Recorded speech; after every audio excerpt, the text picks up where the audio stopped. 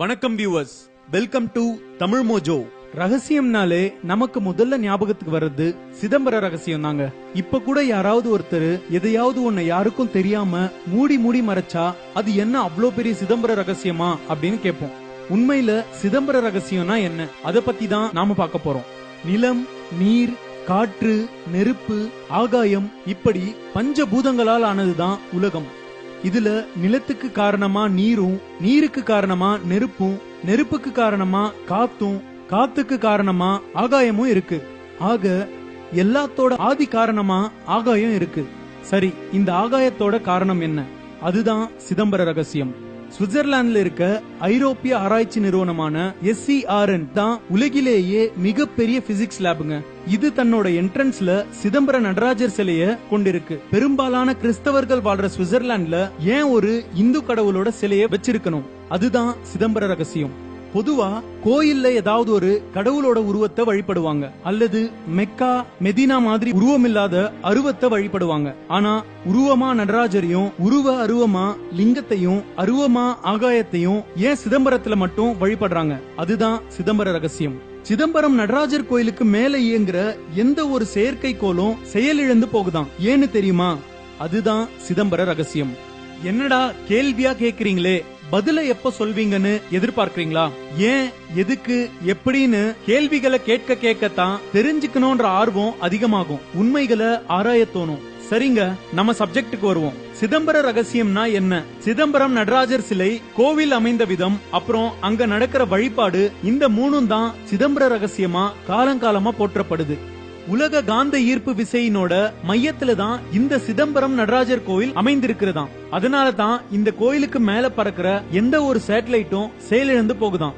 அது மட்டும் இல்லாம சைவ சமய அன்பர்களான பஞ்சபூத சிவஸ்தலங்கள்னு போற்றப்படுற காயஹஸ்தி, காஞ்சிபுரம், திருவானைக்கால், திருவண்ணாமலை, சிதம்பரம், இப்படி 5ம் புவியியல் நிலையில ஒரே நேர்கோட்ல கட்டுப்பட்டு இருக்குங்க.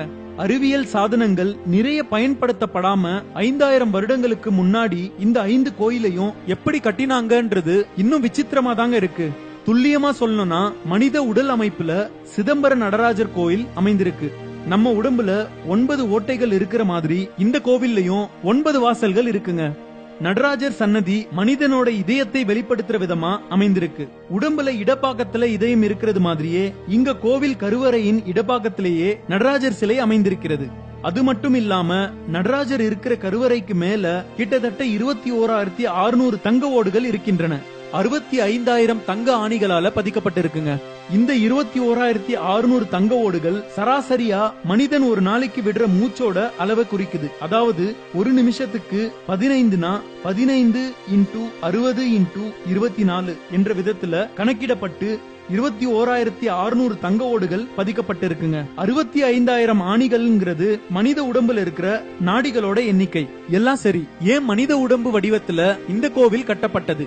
இதுக்கு பதில் ஆரம்பத்திலேயே பார்த்தோம். எல்லாத்தோட ஆதி காரணம் ஆகாயம். மனுஷ உடல்லையும் ஆகாயம் இருக்குங்க. இதத்தான் அம்பரம்னு சமஸ்கிருதத்துல சொல்றாங்க. இதய ஆகாயம்னு சொல்லுவாங்க. அங்கதான் மூச்சா நடராஜர் நடனமாடுறாரு. இதத்தான் ஆனந்த தாண்டவம்னு சொல்றாங்க. அதுவே கோபம் வரும்போது மூச்ச கவனிங்க, வேகமா வெளியே போகும். அப்போ ருத்ர தாண்டவமாம்.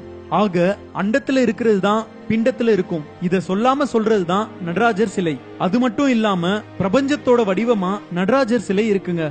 அவரோட வலது கையில இருந்து இடது கால் வரை இருக்கிற அமைப்பு மில்கி வேன்னு சொல்ற பால்வழி மண்டலத்தை ஒத்தி இருக்கு. நடராஜரோட இதயம் அமைந்திருக்கிற இடத்துல நம்ம வாழ்ற சூரிய குடும்பமான சோலார் சிஸ்டம் அமைந்திருக்கு.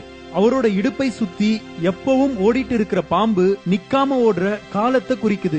எல்லாத்துக்கும் மேல அவரை சுத்தி இருக்கிற வட்டம் பிரபஞ்சம் மாதிரியே கச்சிதமா அமைந்திருக்கிறது. அதனால தான் சுவிட்சர்லாந்தின் ஐரோப்பிய அணு ஆராய்ச்சி மையத்துல பிரபஞ்சத்தோட குறியீட்டாக நடராஜர் சிலை வைக்கப்பட்டிருக்கு.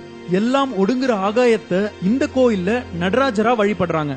நடராஜருக்கு அபிஷேக ஆராதனைகள் நடக்கிறது மாதிரியே தங்கத்தாலான பில்வ இலைகளை செஞ்சு அதை வெறும் ஆகாயத்துக்கு அணிவிச்சு மூலவருக்கு பக்கத்துல வச்சிருக்காங்க. மூலவருக்கு அபிஷேக ஆராதனைகள் நடக்கும்போது அதை இந்த ஆகாயத்துக்கும் காண்பிக்கிறாங்க.